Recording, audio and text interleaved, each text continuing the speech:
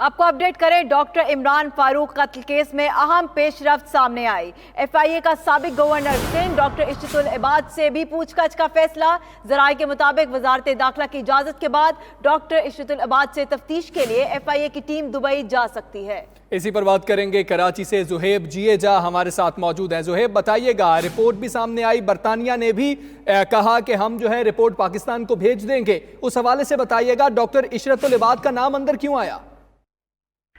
आज देखिए, बिल्कुल इस तरह के जो बहुत सारे केसेस हैं जिनमें मनी लॉन्ड्रिंग और कत्ल के जो केसेस हैं वो कराची से मुंतकिल होकर इस्लामाबाद चले गए थे, और उसकी जो तहकीकात है वो जो हमारा फेडरल इदारा है वो इसकी तहकीकात कर रहा है, और इसके हवाले से कुछ अहम शवाहिद हैं जो उनके हाथ लगे हैं, और बरतानवी जो शवाहिद के मुताबिक ही उन्होंने गवर्नर सिंध से पूछगछ का फैसला किया है, और इसी हवाले से मुमकिन तौर पर कहा जा रहा है कि कोई एक टीम जो है वो इसके हवाले से दुबई रवाना हो सकती है और वहां उनसे मुलाकात करेगी साबिक गवर्नर सिंध से, और उनसे पूछगछ का सिलसिला भी जो है वो शुरू किया जा सकता है। और जो उनके इससे जो बरतानियों से मौसूल शवाहिद में इमरान फारूक को साबिक गवर्नर का करीबी साथी भी जो है वो करार दिया गया था, और इसके अलावा जो कत्ल के मुहर्रिकात थे और साजिश कौन कर सकता है, किसको फायदा पहुंच सकता है, जैसे सवालात भी इनसे किए जा सकते हैं। और इस हवाले से जो CTW जो विंग है वो इस हवाले से जो है वो तहकीकात भी करेगा।